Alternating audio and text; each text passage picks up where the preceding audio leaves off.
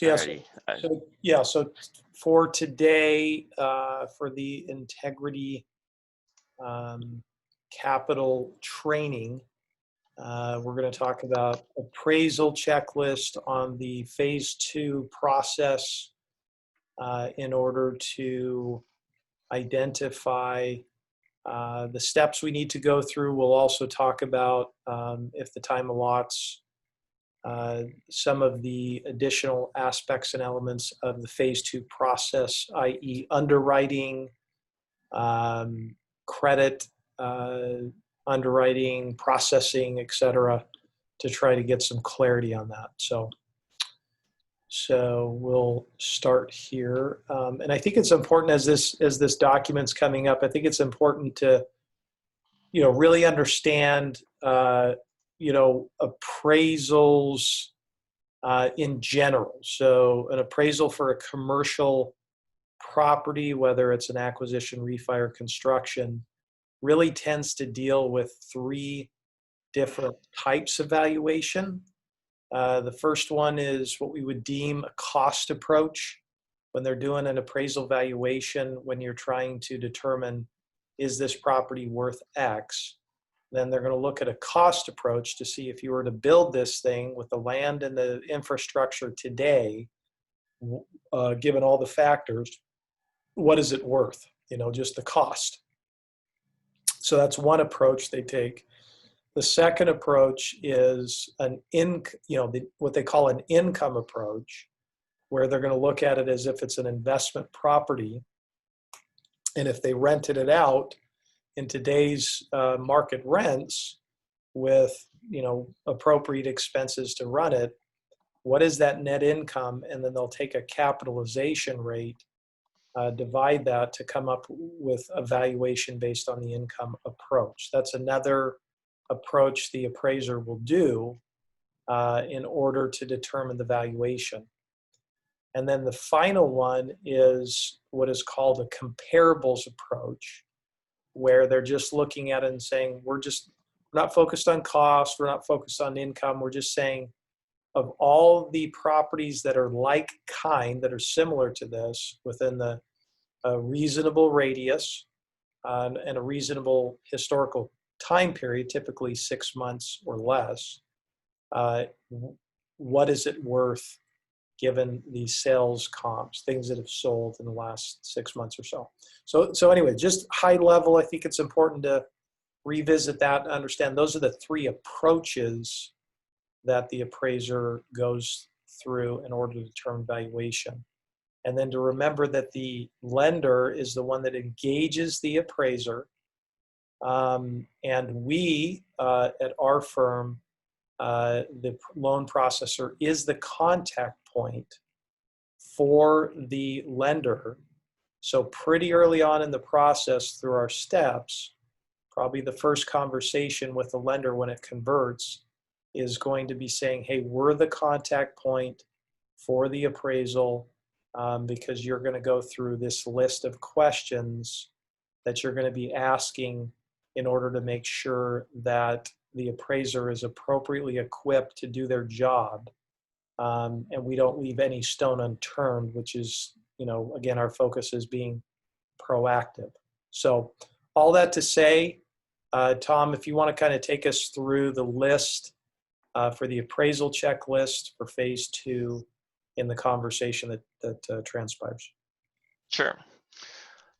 So for the appraisal checklist, some of the stuff obviously needs to happen before you get the appraiser on the phone. First thing is look at the property. Google Maps is a good resource for just viewing the property. Anything that's been provided with the file already, if there's a previous appraisal.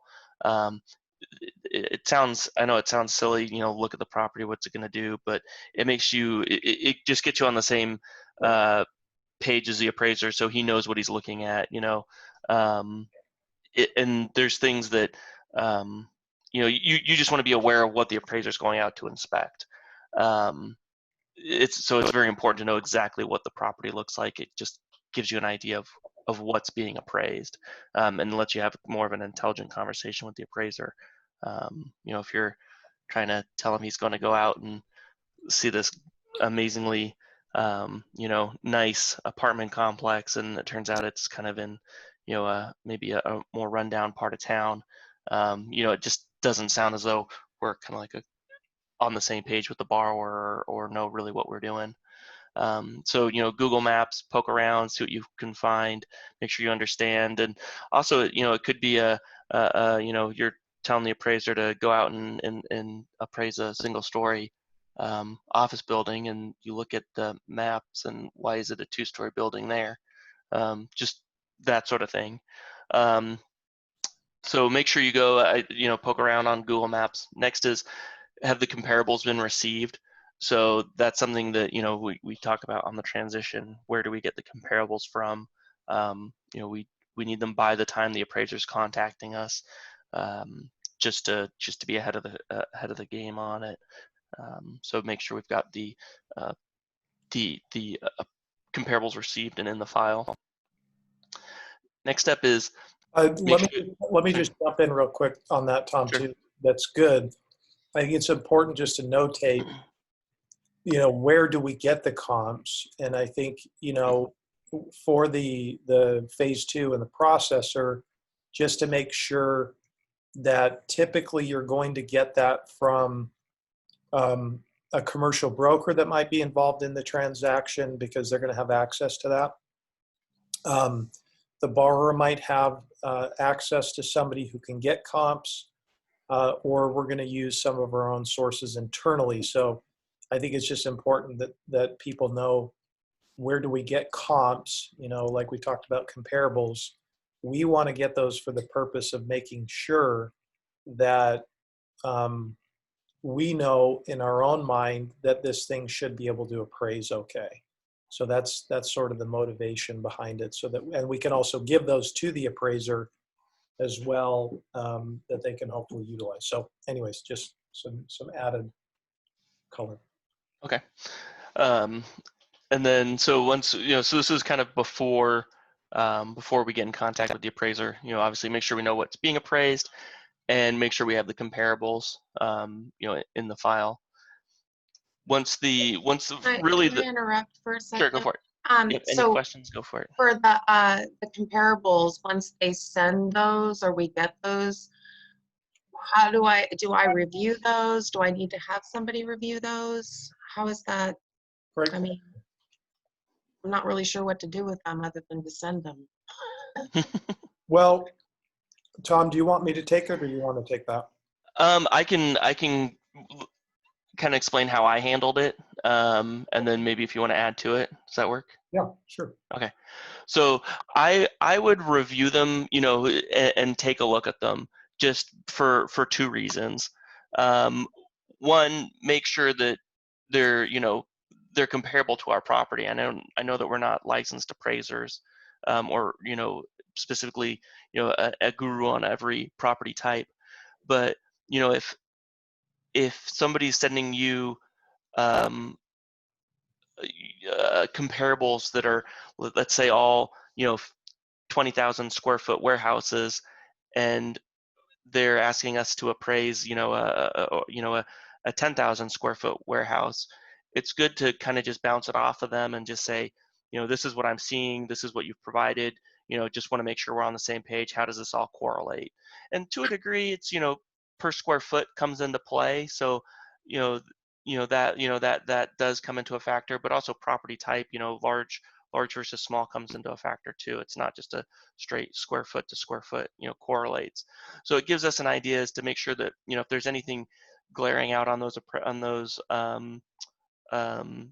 comps that we need to be aware of, that we might want to highlight to the appraiser, where it's the square footage of the property is actually 20,000. It just county records only shows 10,000 right now, and that's something we might need to address. So just to make sure that we're all kind of on the same page. And then also sometimes, like we had one where it was like a different square footage, and it was a similar warehouse, but they were kind of highlighting the fact that the amenities that the property provided was similar to a larger square foot warehouse, where it had higher, I think it was like electrical outputs on and basically made it a more desirable property that way.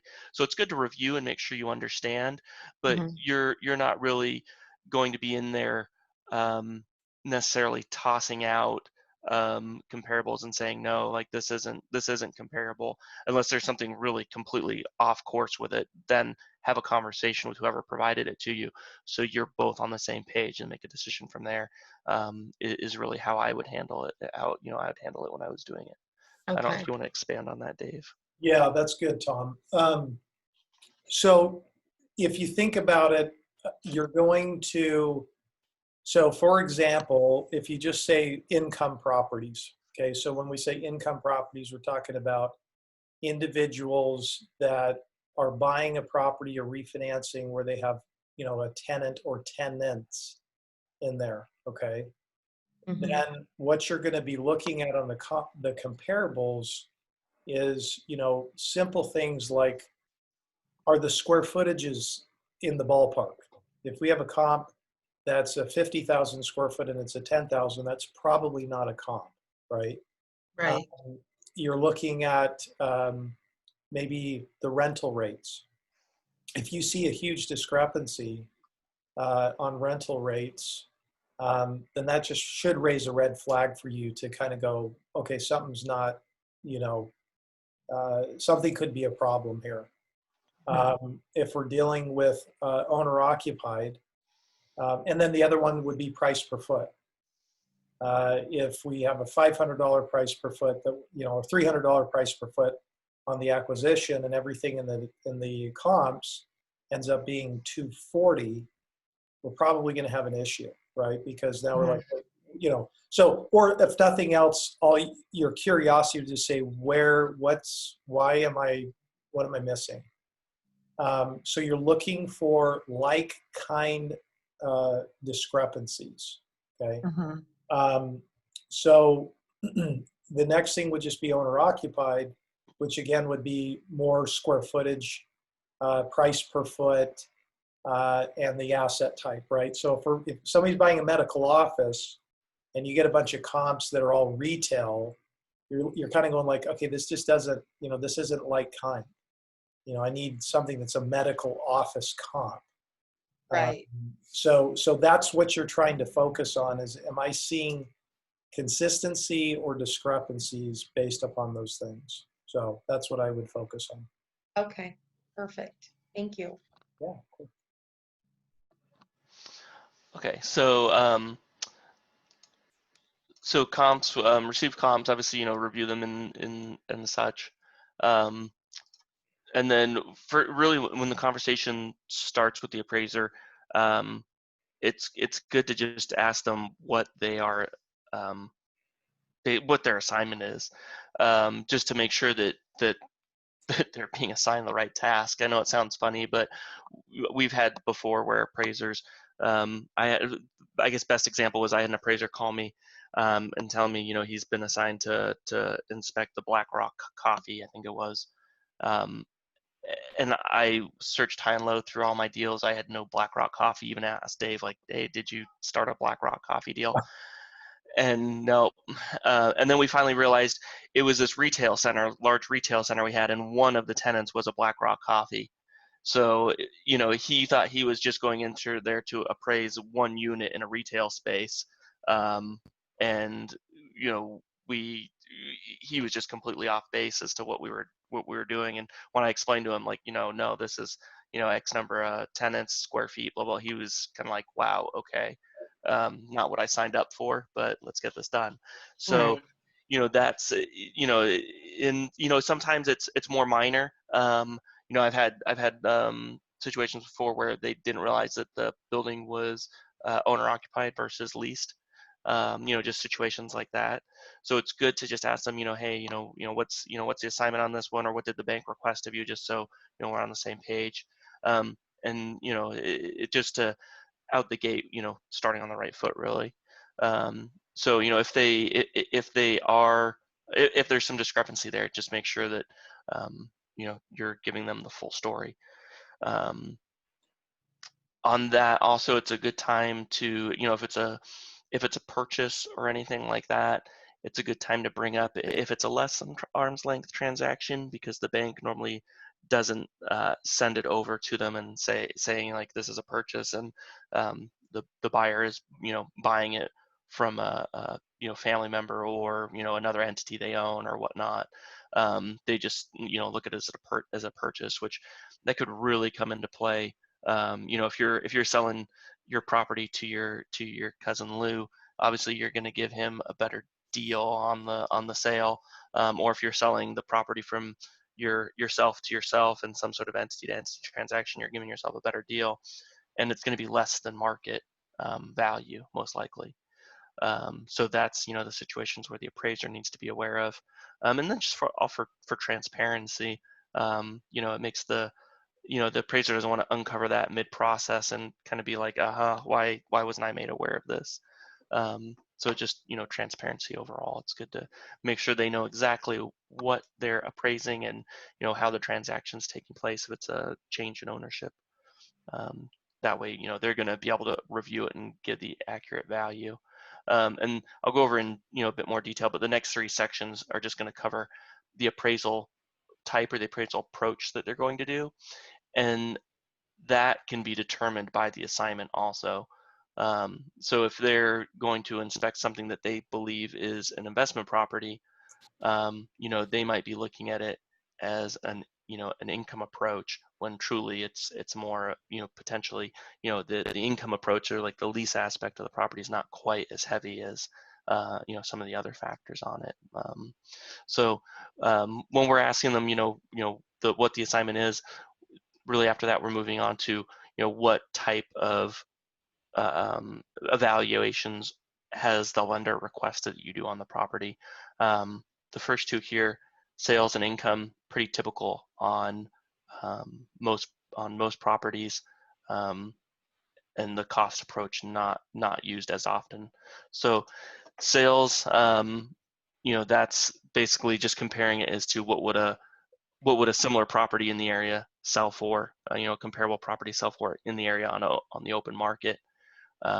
So if we're doing a purchase, it's going to be more heavily weighted on a sales approach, and that's where it kind of falls into, if we have something that's a less than arm's length transaction and they're looking at the sales approach, they don't really want to weigh too heavily on the purchase contract, and they want to kind of weigh more heavily on actual recent sales, versus what like the agreed purchase price is on the property. Because it's obviously going to be inaccurate if they're getting a deal on the purchase price. Next section here, income approach. This is used, it'll be used for owner-occupied properties, but not weighed on as heavily. It's more for investment properties. So that's basically, income approach is basically, as they stated, property's ability to generate income. So if it's a apartment complex via something income approach, investment offices where the tenant does not occupy it, obviously there it's really based on what he can lease it for, and generate the income that way. So if we've got a property that's an investment, we want to make sure that obviously the appraiser knows it's investment and they're going to be doing an income approach. The next one, cost approach. This is something that's normally really heavily weighed on with a construction, and sometimes a new build, most likely a new build that's a tenant occupied, not so much the income approach, or the investment properties rather. So cost approach is basically, what would it cost to build that building? They look at the quality, the size, the location, and they use, normally it's like I wish I could remember the name of it, but basically it's just a It's the nationwide Briggs and Meyer. Briggs, thank you. Yeah, it's something. Yeah, basically the Marshall Swift. Am I saying Marshall Swift? Is that right? That's one that's coming to mind. But Yeah, either way, that's right, Marshall Swift. That's correct. yeah. So it's basically, they keep a log of nationwide, what does it cost on average to build, and it does get drilled down to location a little bit, but it's kind of a nationwide average to build that building. So if we were going to a lender and saying, hey, we want to build an office complex, our budget's $8 million to build this building, and the appraiser is going to look at it and say, well, why is it costing you $8 million? Because nationwide average, you could build this thing for $7 million. And that's kind of how he's going to gauge it. And there's sometimes there's reasons why it's off, but that's kind of the deal they're looking at as to what would the cost approach to actually build the building be. And in a new construction, in some cases, you've got something that's like like an investment property that's going to be income earning. They'll give you the cost approach to build it, and then they'll give the income approach once stabilized, which depending on the deal type, the property type, they should be doing those kind of two approaches on it for our new construction, and then sales will not so heavily weighed on, but should be included. So cost. Let me just jump in real quick too, Tom. This is all Mhm. good stuff. I think one of the things that's important to remember that a lot of times all these questions that you're going to ask, like just asking their methodology is really, really good, because if all of a sudden they're doing something where they're saying we're gonna weigh real heavily on the cost approach, okay, versus sales or income, it could raise a red flag, because when you use Marshall Swift, it's typically not accurate as accurate as just the local contractors. They're not really up to speed on it. So I think it's just important that you understand, Lana, when you're on the conversation, just making sure you understand, like, hey, what's your methodology that you're going to use on this? And you can help them by, are you going to be really focused on the income approach on this, or sales approach, or cost approach? If it's if they say they're going to emphasize costs heavily, that definitely is going to raise a red flag in my mind. I don't know if you agree with that, Tom. Yeah, and a lot of the appraisers that I talk to, if the building's really over a year old, they've told me that they wouldn't really look at the cost approach. It's really on on the new constructions. But if they are saying they're going to be looking at the cost approach, it might be well, why, and what documents do I need to get for you to help you out on that one? Because if we can, I think on the appraisers love information. If we can provide them, if they are going to use the cost approach and there's a valid reason, and we can provide them documents on, if it was built in, a year ago, if we can provide them documents on that, it'd probably be beneficial. But it might be a case of, we uncover that in this conversation and find out we need to go back to the client and, request the information, I guess. But yeah, I think cost approaches, it is concerning because those Marshall Swifts are, they always tend to be lower than average. It's good. Do you want me to keep going? Yep, keep going. Cool. All right. So, and ask the appraiser, if they've appraised these types of properties before in the past. Most of the appraisers we work with, are seasoned. I don't think I've come across one that, has said, well, no, this is my first rodeo. But it's still good to ask. We want to make sure that they understand it. In the office, warehouse, that sort of stuff. It's not going to be, it's pretty cut and dry on those things. But if we have properties that are more, like a special use, like a car washes, things like that, we don't want somebody who says, oh yeah, don't worry, I understand industrial, I can do a car wash. No, you can't. We need to make sure we have somebody who knows the property type and the industry that it's involved in. And that's a major one. If we find out that the appraiser doesn't have the experience, we kind of want to just hold off and say, no, let's cancel this appraisal. It's just, we don't want them learning on our clients' properties, essentially. Yeah. Right. So on, and then also to kind of go in with this on property types, and maybe we should expand on this, is location also. Just because they've they know, the industry. It doesn't mean that they know the location. So again, more on a specific use property, if it's if they claim, yeah, I've done hundreds of car washes, like, well, okay, well, where?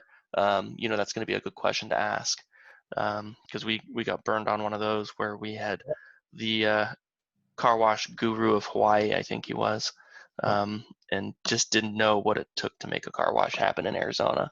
And it really burned us on an appraisal in the past. So, just location and type. So maybe I'll expand on that. I'll add that to this.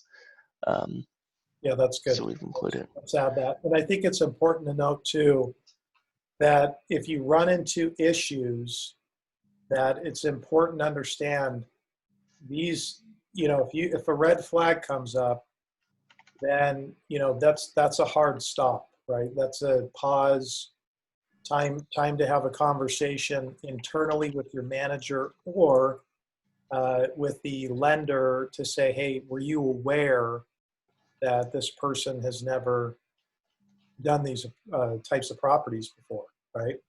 Because we need to shift if that's the case. So it's really, really super important. So next step, discuss the owner estimated value. It's important to make sure that the appraiser understands what we think it's worth, and maybe some reasons why. If we kind of present it to them, when we're looking at the property, we were thinking that it's probably going to come in at X amount because it's an investment with a net operating income of this, and the cap rate for that property we think is about 6% maybe, and kind of have that discussion.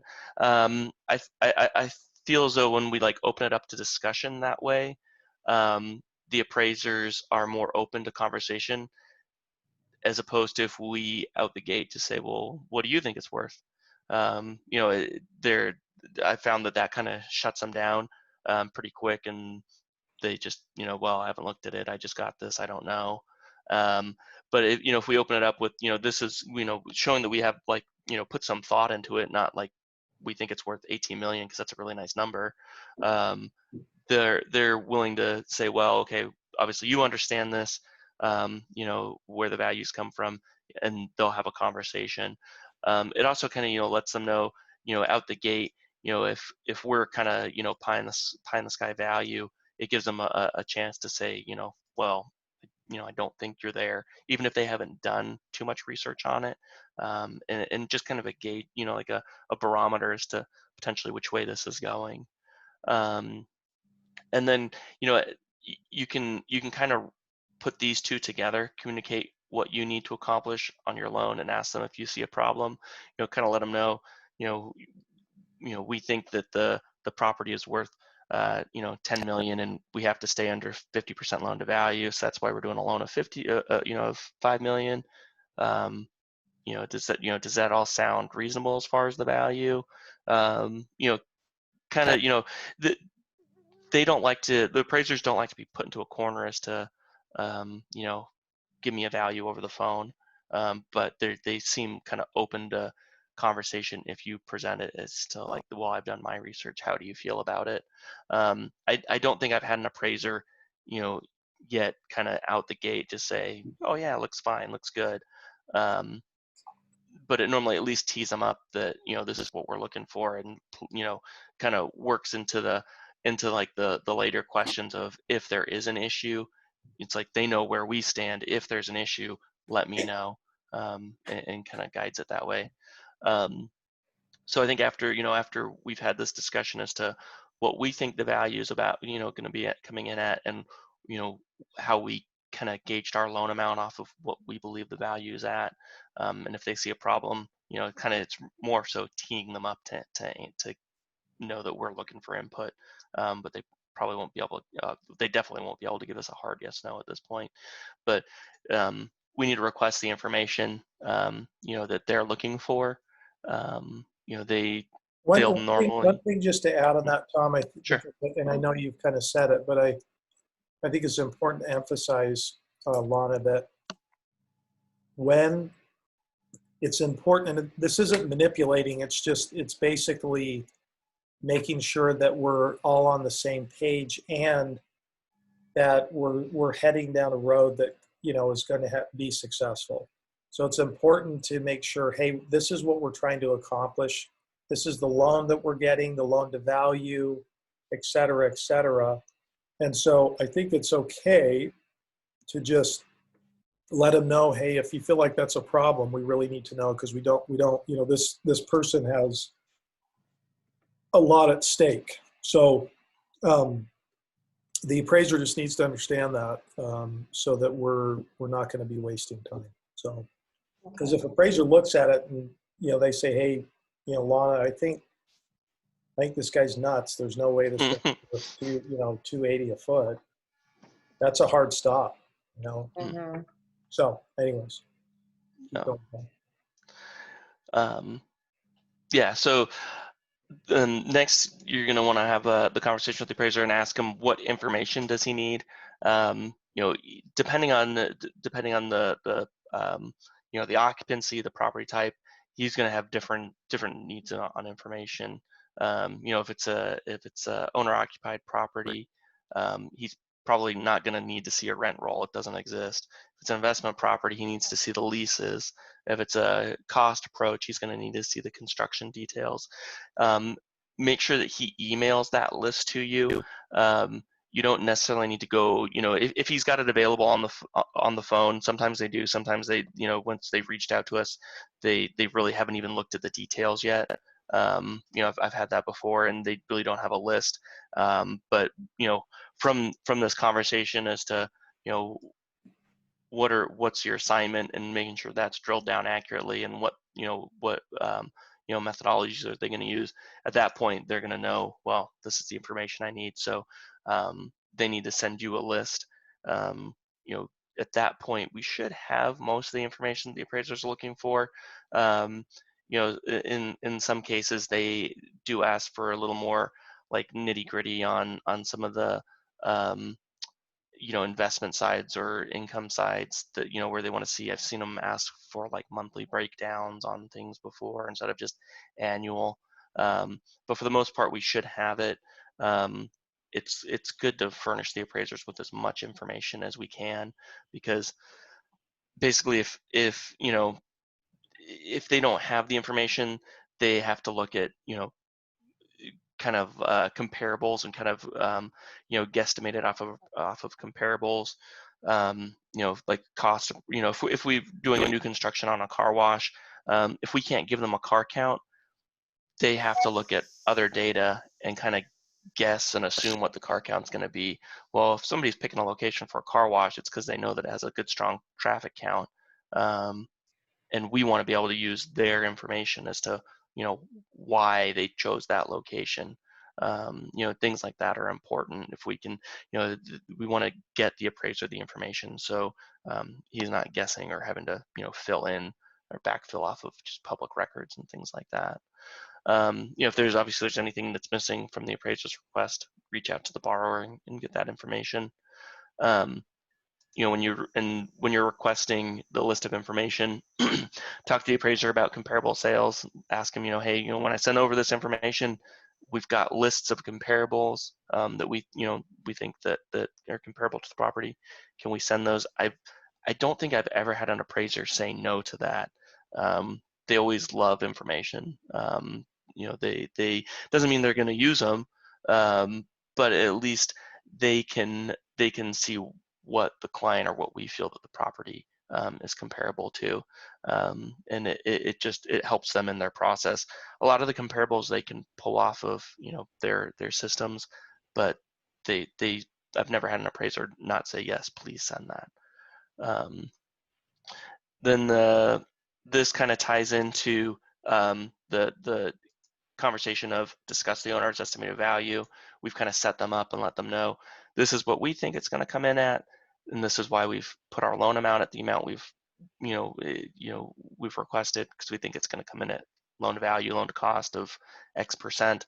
Now can we please have an agreement that if you're halfway through your process and you realize that we're completely off base on our logic for the value. Can you just let us know? And obviously, they're going to still have to do their job and finish out their process, but we just ask them to do that as, you know, as the on we're working on the client's behalf, and if something's not right here, we need to know immediately so we can move it in the right direction. You know, if it turns out that that property is just not going to appraise, and our client has, you know, say cash out from this deal writing on it to get another deal done, or they have assets that they could put towards the purchase to, you know, to make it work or something like that, we need to let them know immediately as opposed to, you know, at the 11th hour. That one, some appraisers are open to that. Some appraisers give pushback and say, no, you know, I'm not, you know, the bank's paying me. I mean, ultimately our client pays them, but, you know, no, the bank's paying me. I'm the bank's customer, and, you know, I'm only going to discuss this with the bank. I'd say that's probably only about 10% of them, though. Most of them are, yeah, sure, I'm open to have a conversation about it. You know, if I see anything, or if more questions come up, you know, they're open to reaching out to us and letting us know. That being said, you know, they're human and they're not going to always follow through with that, even though they have no issue with it. So, you know, off to the side here, this is important that we set up follow-up dates for following up with the appraiser. Really after the inspection is a good time to follow up with them. They've seen the property at that point and usually gone through the information. So set up a follow-up just to kind of have that conversation again, and make sure that, you know, they could have seen a glaring issue and just not thought to contact us, as they're, you know, probably not high on their priority to do so. They're just focused on getting evaluations done.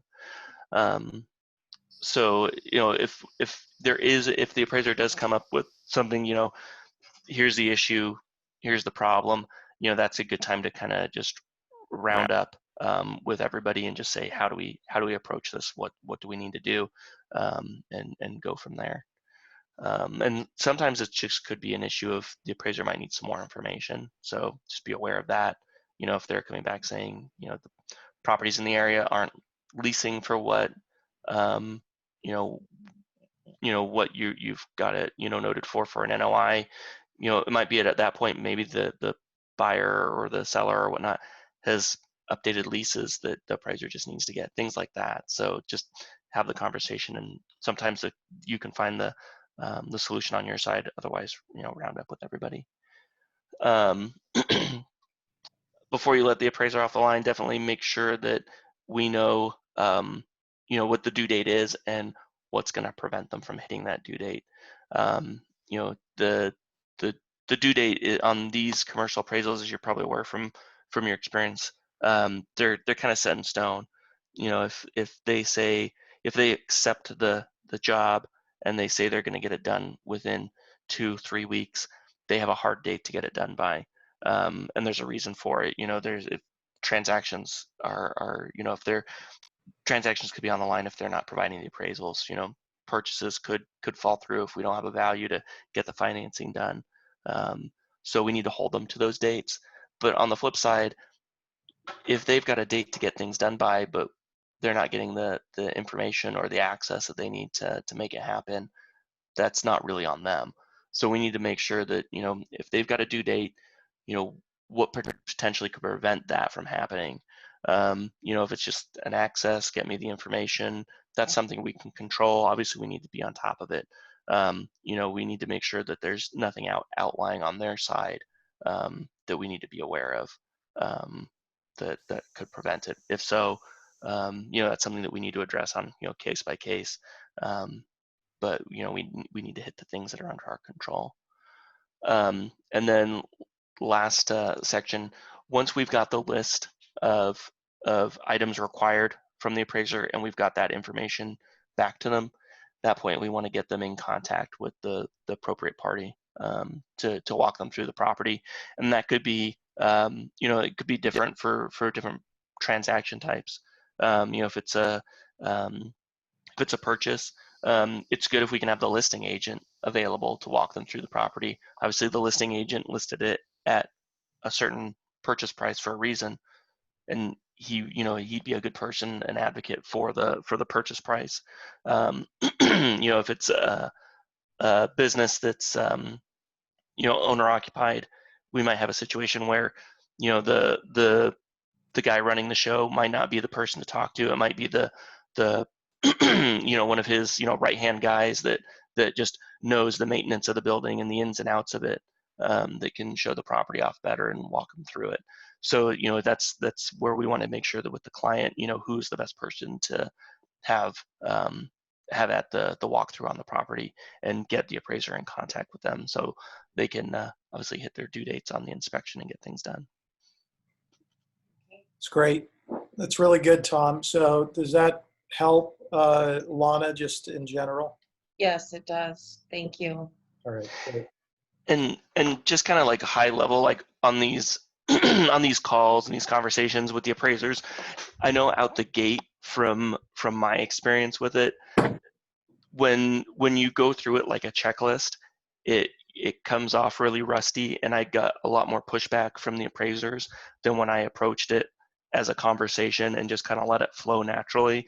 So you might obviously you want the checklist in front of you, but if you can guide it more like a conversation and get them to open up and be a little more on the communication side, as opposed to if they feel as though they're just going through a checklist, I found better results on them being more personable and let me have a conversation about the value and what you think it is, and yes, I'm open to calling you back if I see an issue, and it just sets a better tone for working with them, just from my experience with them on these. Right. That's kind of how it is too on the kickoff calls. Oh yeah, definitely.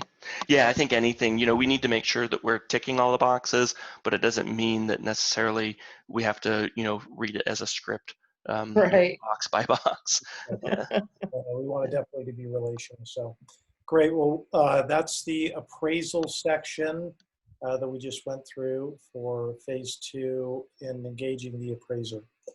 Tom, we got about 15 minutes left. Why don't you take that down? I'll put up the education for the underwriting.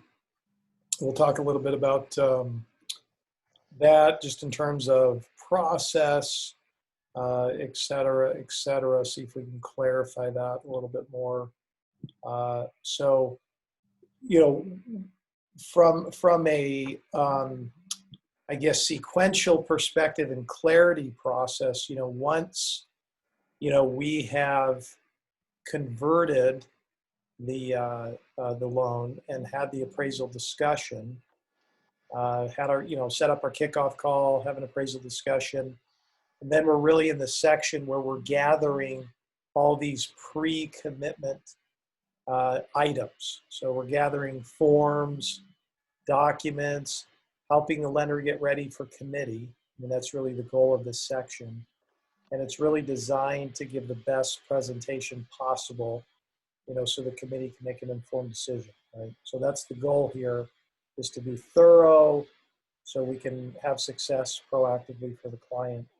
And it's also important, I think, just to notate, to be real clear with committee or with the individual who's your contact at the lender, to make sure you understand what are the terms, LTV rate, et cetera. That should take place obviously on the call, but I think it's good just to emphasize that prior to going into committee. Make sure we're not getting something approved that wasn't agreed upon. One of the questions you had, Lana, was just, a little bit of confusion on, where's underwriting versus, processing or whatever that is. So do you want to elaborate and see if we can help codify that a little bit for you? Well, I'm trying, it's hard to get narrowed down, like, because we're on the reports, we need to, put dates in, like when it goes into underwriting, when it comes out of underwriting. And I have learned so far that, there's the I guess what Brett would call it, or maybe Jeremy, the pre-flight, where they're getting it ready for underwriting. So they're kind of doing a little bit of underwriting before it actually goes to underwriting. You know what I mean? Like they're putting together the deal, Yeah. you know? Yeah. So it's hard for me, really quickly, it's hard for me. I've tried to get, I'm, I'm trying to be clear with them to let me know when it actually goes into underwriting. Right. So I'm having a hard time getting those dates nailed down. Okay. And when it comes out of underwriting, I mean, is there like, when it comes out of underwriting, is there like a queue for me, you know, like, Well, I think the sort of, queue, yeah, I think the queue is this. So you generally, part of this is you communicating with them to walk through their process up front, right? mhm, To say, mhm, what's the sequential flow of the chain of command of how this loan gets approved, right? Or maybe another way to say it is, whose hands does it touch on its way to commitment approval, right? mhm, And so then, well, I start off, okay, so what's that? Are you pre-flighting it? Yes, mhm, we're pre-flighting it. Okay, so you're going to pre-flight that with committee to make sure that they're on board. That's what they mean by pre-flight. mhm, And then we're going to be talking about, then they're going to prepare it to go to the underwriter, okay, or the analyst, with the intention of that going into committee. So the underwriter, 9 times out of 10, or the credit analyst, they could use those different terminology, is really, they're the ones who are packed. So bankers are usually doing one of two things. Either the banker you're dealing with on smaller banks is they're doing all the underwriting themselves, right? And they're the ones preparing it to go to committee. Or mhm. if it's a larger institution, then they're going to have some sort of central queue where it goes into an underwriting queue. So there's another person who's specifically dedicated just to underwrite. So what they're doing is they're collecting all the information, getting it all prepared, going through their checklist to make sure that it's ready to go into committee. Okay. So your question is, how do I find out the deadlines? In Mhm. your conversation, if we go back to our general sort of model, right? You're going to ask specific questions, right? You're going to clarify by reiterating, okay, so Brett, so if I understand this correctly, it goes into da, da, da, da, da. Do you know when that's going to happen? So here's 3, agreeing to commit to timelines. I don't, but I'll find out. Okay, so I'll follow up with you in the next 24 hours, right? And you follow up and follow through. So part of your job is just going to be to get clarity on that, is to say, you know, could you let me know when it's going to go in? Well, as soon as you get that date, then the next question really should be, well, when are they going to actually pick it up? Because there's one thing to go into a Right, queue, right. but then Mhm. there's a question. And so that's the clarification. So, okay, so you're saying it goes into a queue. Is that correct? Yes. Okay, when does it get picked up? Well, we don't know. Okay, so could you let me know? Could you find out exactly where it is in the chain of all of these files? Well, you're number 42. Holy cannoli. That's a problem, Mhm. right? Or you're the second in line. So all you're doing is you're drilling down, drilling down, drilling down by asking specific questions and clarifying by reiterating, and then agreeing to timelines on everything till you get to, yes, you're second in line. The general sense is in the next 2 to 3 days, we should have it in their hand. Perfect. Well, you're going to put it on your calendar to follow up in 3 days and Mhm. say, hey, just checking, did it get picked up? Yes. Perfect. Okay, when do you think it's going to come out of that? Or when are we going to get the questions back from the underwriter? That's what you're asking. Mhm. Once you start getting questions back, then that's when you're going to start to codify when it's supposed to come out of underwriting. So when is it going to be done? When is it going to be completed? Et cetera, et cetera. So that's the timeline that you're going to do in order to make sure that you can get timelines from people. It's not going to be perfect, but it'll be permanent for you to keep following through with the same model, which is asking specific questions, clarifying by reiterating, and then agreeing to timelines. And eventually through that process, you'll get them to give you specifics. And sometimes, again, here we go back to the problem. You're going to go, well, Dave, people don't always agree. Perfect. Mm. What do? We go to the problem solving section. Collaborate with the lender to get timelines if the borrower's not moving. Collaborate with the borrower if they're not getting timelines. Set up a conference call. I mean, I could even add one on here too of, take it up the chain of command, right? So there's ways to break the chain. We've done that. We'll continue to do it. But all you have to focus on is how do I get specifics from the people so that we can get timelines so we know where we're at in the process. So it's not like, hey, where are we at? I don't know. If it's an I don't know, then that's not the success model. It's a confusion, fuzzy type of thing. Mhm. So you just have to keep pressing in to get those times from people, even if they're, hey, it could be 2 to 3 days. Okay, well, that's something, right? We could live with that versus I don't know. I have no idea. I can't, I don't know. Those are Brett's favorite words. I don't know. I know it is. And Brett's going to have to keep breaking through that because, again, I don't know doesn't work. Mhm. And so unfortunately, that's just part of the deal. And, we're going to keep finding lenders where we can get that. As we kind of mentioned, we're sort of migrating away from them until they can get some things figured out.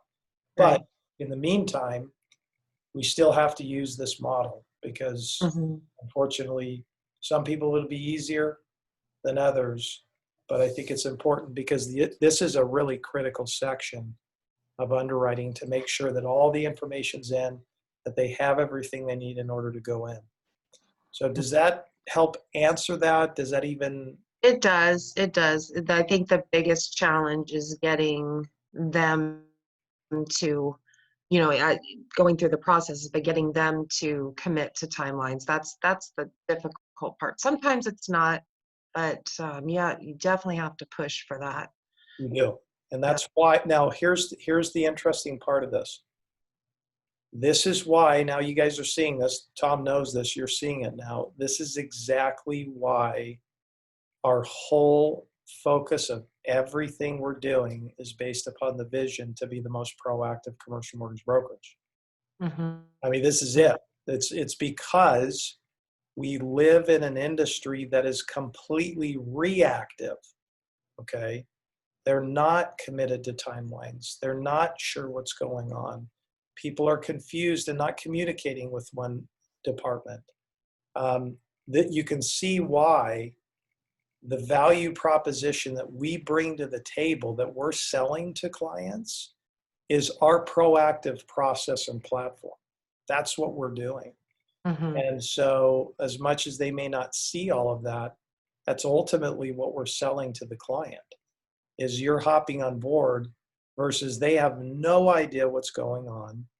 They're just going to be frustrated. So we are the ones who are getting compensated for, dealing with some of those little frustrations.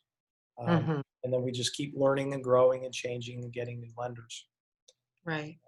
But that's really important, I think, to understand that all this section right here is gathering the pre-commitment items, clarifying with underwriting, identifying who's picked up the underwriting, who's doing it.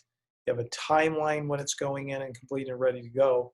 And I think it's important to understand too that if there's any issues, do you see any problems? Do you see any concerns? Do you see any red flags before we go into committee that we should be addressing?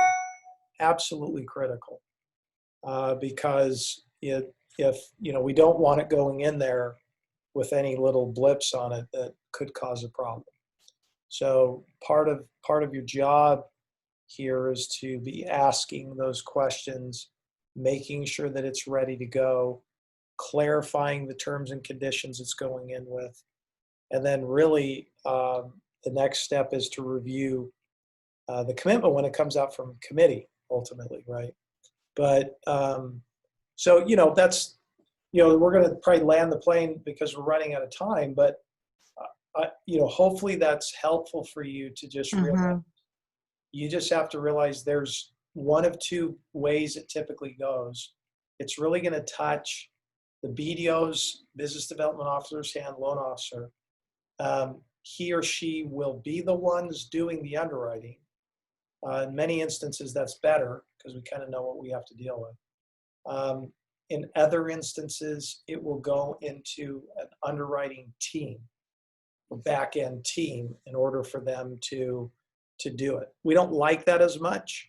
We deal with it, but because now they're just having to get up to speed on everything as well. So it's one more hand that touches. The less hands that touch files, the better, in my opinion. I think Tom would agree with that. Oh, absolutely. Absolutely. Yeah, it only takes one person to derail the whole deal. So just, kind of know that again, that model, as we kind of land the plane, I think it's important to just, this really is, you're going back here all the time. It's like, okay, I got to ask specific questions, clarify by reiterating, agree to commit to timelines, follow up and follow through, which is calendaring. And then the follow-up steps is take the step, assure that there's a document tied to it, get the document and review it, and confirm with the sender, right?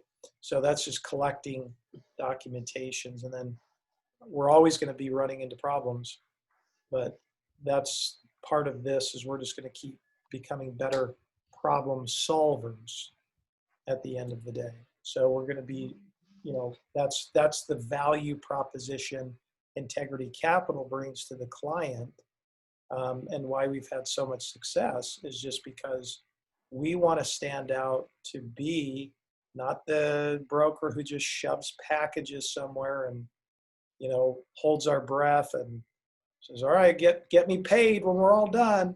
It's that we are intimately involved to give them a world-class experience of proactiveness. Just like a Starbucks with a cup of coffee, we don't see all the stuff behind the scenes. So anyway, so that's today. The appraisal, again, we did the appraisal checklist review. We talked a little bit about underwriting, what that is, how to get in and navigate that. And obviously we'll continue to pick up from there. So, so good job, guys, and appreciate your time today. Thank you very Thank much. you. I appreciate it as well. All right, guys, take care. All right. Thanks.